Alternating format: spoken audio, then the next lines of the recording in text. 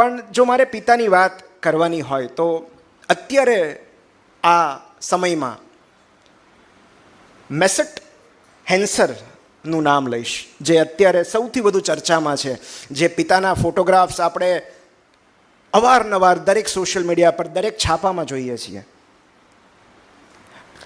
ટર્કીમાં આવેલા ભૂકંપ પછી કાટમાળમાં દટાયેલી પોતાની 15 વર્ષની મૃત દીકરીનો હાથ પકડીને કડકડતી ઠંડીમાં જે માણસ બેઠેલો છે એ એના પિતા છે. એ જાણતા હોવા છતાં કે આ દીકરી અવસાન પામી છે. કારણ કે કાટમાળમાં બાકી બધું દબાઈ ગયું છે, બીજું કશું જ દેખાતું નથી, બધું છૂંદાઈ ગયું છે, ખાલી દીકરીનો હાથ બહાર દેખાય છે. અને ઉદાસીની અવસ્થામાં કડકડતી ઠંડીમાં એ માણસ એ દીકરીનો હાથ પકડીને બેઠો છે કે ભલે એ અવસાન પામી હોય, હું એનો હાથ નહીં છોડું. અને જ્યારે ફોટોગ્રાફર આ સ્ટોરી જ્યારે શેર થઈ અને સોશિયલ મીડિયામાં એટલી બધી વાયરલ થઈ કે લગભગ ભાગ્યે જ કોઈ છાપવું બાકી હશે કે જેણે આ ફોટો નહીં છાપ્યો હોય. અને ત્યારે ફોટોગ્રાફરે લખ્યું છે કે આ બહુ ડેલિકેટ મુમેન્ટ હતી, કેટલી બધી સંવેદનશીલ ક્ષણ હતી કે મને એમ થયું કે હું શું કેપ્ચર કરી રહ્યો છું. એટલે એણે થોડે દૂરથી આ ફોટોગ્રાફ લેવાનો પ્રયત્ન કર્યો. આ પિતાનું ધ્યાન ગયું ને એને બોલાવ્યા કે please take picture of my daughter. આ ફોટો તમે પાડો, કારણ કે હું ઈચ્છું છું કે આ દુઃખ દુનિયા જુએ. અને એ એક જ ફોટોગ્રાફ જે કાંઈ બન્યું છે એની માહિતી આપવા માટે પૂરતો છે, એ સંવેદના જગાડવા માટે પૂરતો છે કે લોકો પર શું વીત્યું હશે. આ પિતા છે. બસ આ એક જ ફોટોગ્રાફ એક પિતાની લાગણી કહી આપે છે. પણ આપણે ત્યાં કેમ અલગ છે? આપણે બધા જાણીએ છીએ, પણ આપણે ત્યાં કન્સેપ્ટ છે બાપુ સેહત કે લીએ તું તો હાનિકારક હૈ. તો આ બાપુ હાનિકારક કેમ થઈ જાય છે? તો હું એની પાછળ એક સ્ટોરી તમને કહું કે મારી દીકરીનો જ્યારે જન્મ થયો ત્યારે હું પુણેમાં, મને થોડું મરાઠી ત્યારે તો હું શીખી ગયો હતો, હું 3 વર્ષ પુણેમાં રહ્યો, પણ પછી છેલ્લા 10 વર્ષથી ટેવ નથી, એટલે હું સમજી શકું છું. ત્યારે તો બોલી પણ શકતો હતો. તો પુણેમાં હું રેસિડેન્સી કરતો હતો યુરોલોજીની, અને મારી દીકરીનો જન્મ થયો ત્યારે મને 3 દિવસની રજા મળેલી નવીનભાઈ, ખાલી. એટલે હું ગયો ભાવનગર, મારી દીકરીને જોઈ, વહાલ કર્યું, અને 3 દિવસમાં હું પૂના પાછો આવી ગયો. પણ પૂના આવ્યા પછી હું એને એટલો બધો મિસ કરતો હતો, હું એટલું બધું રડેલો, કારણ કે મને એવું થયું કે એક જીવની ઉજવણી કરવા માટે 3 દિવસ તો બહુ ઓછા કહેવાય, પણ ટ્રેનિંગમાં, રેસિડેન્સીમાં રજા ન મળે. એટલે રોજ રાતે હું એનો ફોન પર રડવાનો અવાજ સાંભળું, એને સ્કાઈપમાં એનો ચહેરો જોઉં, અને ત્યારે મને કંઈક અલગ જ અનુભૂતિ થતી, એવી અનુભૂતિ જે આજ પહેલાં મેં ક્યારેય નહોતી કરી. અને ત્યારે મને સમજાયું કે જે ક્ષણે મારી દીકરીનો જન્મ થયો એ ક્ષણે મારી અંદર પણ કંઈક જન્મી ગયેલું, અને એ જન્મ એક પિતાનો હતો, જે મને કહી રહ્યો હતો કે જગતની તમામ મોહમાયા છોડીને તારે તારી દીકરી પાસે પહોંચી જવું જોઈએ, કારણ કે આનાથી વધારે ભવ્ય અને દિવ્ય જિંદગી તને બીજું કાંઈ જ ઓફર નહીં કરી શકે. હમણાં એક રિસર્ચ, લાંબા સમયથી ચાલતા રિસર્ચનું એક તારણ આવ્યું છે કે બાળકના જન્મ પછી પિતાની અંદર ટેસ્ટોસ્ટેરોન અને કોર્ટિઝોલનું પ્રમાણ ઘટે છે, અને ઇસ્ટ્રોજન, ઓક્સિટોસિન અને પ્રોલેક્ટિનનું પ્રમાણ વધે છે. હવે આ એ જ હોર્મોન્સ છે જે એક સ્ત્રીને માતૃત્વ આપે છે. તો આ જ હોર્મોન્સ બાળકના જન્મ પછી પિતાના શરીરમાં પણ બને છે. અને એટલું જ નહીં, પિતાના બ્રેઇનમાં નવા ન્યુરોન્સ જનરેટ થાય છે જે લાગણીઓનું વહન કરે છે. મજાની વાત એ છે કે બાળકના જન્મ પછી આ હોર્મોન્સ અને આ ન્યુરોન્સ એ પિતામાં સૌથી વધારે ડેવલપ થાય છે, જે સતત બાળકની સાથે રહે છે, જે સતત બાળકના સ્પર્શ જેને થતો રહે છે. તો એનું કારણ એ છે કે ઓક્સિટોસિન છે ને લવ હોર્મોન છે. એ ક્યારે રિલીઝ થાય? જ્યારે તમે કોઈને હેન્ડશેક કરો, કોઈને ગળે મળો, એ સ્પર્શ કરવાથી ઓક્સિટોસિન રિલીઝ થાય છે.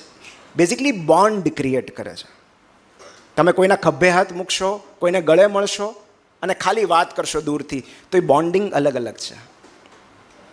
તો બાળકના જન્મ પછી જે હોર્મોન્સ, જે ઓક્સિટોસિન માતા પિતામાં રિલીઝ થાય છે, એ જ બાળકમાં પણ રિલીઝ થાય છે જ્યારે એના પપ્પા એને સ્પર્શ કરે છે.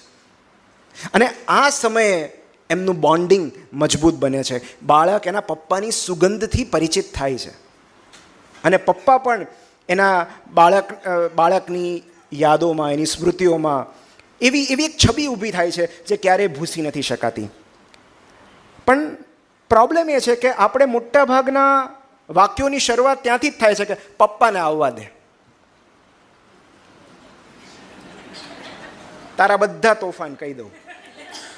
એટલે પ્રોબ્લેમ છે કે આપણે અત્યાર સુધી પપ્પાને ફરિયાદો રજૂ કરવાનું સ્થળ કે બાળકને કંટ્રોલમાં લેવાનું સાધન તરીકે જ ઓળખતા આવ્યા છીએ. અને પપ્પાનો ડર તો લાગવો જ જોઈએ. ઘણી મમ્મી એવું કહે કે પપ્પાનો ડર તો લાગવો જ જોઈએ.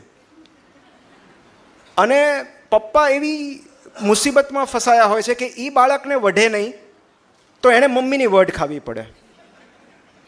એટલે ઘણીવાર એવું બને કે બાળક એના પપ્પાથી એટલા માટે ડરતું હોય છે કારણ કે પપ્પા એની મમ્મીથી ડરતા હોય છે. એને ખબર છે કે હું નહીં કહું તો મારે સાંભળવું પડશે કે તમે આને કંઈ કહેતા નથી. અને એટલા માટે ક્યારેક પપ્પા અપ્રિય બની જાય છે, પપ્પા અળખામણા બની જાય છે. એટલે આમ જુઓ તો દરેક કુટુંબમાં પારકીમાં કાન વીંધેવું હોય ને, પણ પારકીમાં પપ્પા જ હોય છે. કારણ કે કોઈ હાર્શ વસ્તુ કહેવાની હોય તો એ પપ્પા જ કહે, ના પાડવાની હોય તો એ પપ્પા જ કહે, પપ્પાને પૂછીને કરજે, હું ના નથી પાડી શકતી, પપ્પાને અળખામણા થવા દે. પણ એટલે હું તો અમારા ઘરમાં તો પહેલેથી એવો નિયમ છે, કારણ કે હું તો ગીજુભાઈના વિચારો હું જીવું છું, દક્ષિણામૂર્તિમાં ભણ્યો છું. એટલે બાળક પર હાથ ઉપાડવાની વાત તો બહુ દૂર, પણ હું તો મારી દીકરી સામે ઊંચા અવાજે બોલી પણ નથી શકતો.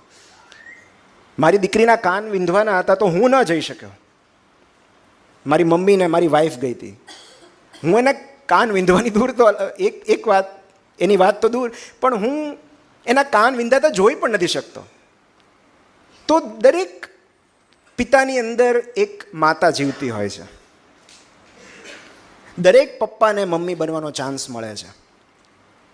અને અપાર્ટ ફ્રોમ ઓલ ધીસ, જ્યારે મમ્મી નથી હોતી ઘરમાં, ત્યારે પપ્પા મમ્મીનો રોલ બહુ સારી રીતે નિભાવે છે.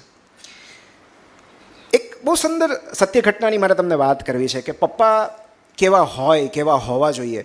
તો આ સત્ય ઘટના છે કે અમેરિકન બાસ્કેટબોલ પ્લેયર અને કોચ જીમ વાલ્વાનોના જીવનમાં આ ઘટના બનેલી. જીમ વાલ્વાનો જ્યારે નાના હતા, હાઈસ્કૂલમાં હતા, ત્યારે એમણે એના પપ્પાને કહેલું કે પપ્પા, મારી ઈચ્છા કોલેજની બાસ્કેટબોલ ટીમમાં પસંદગી પામવાની છે.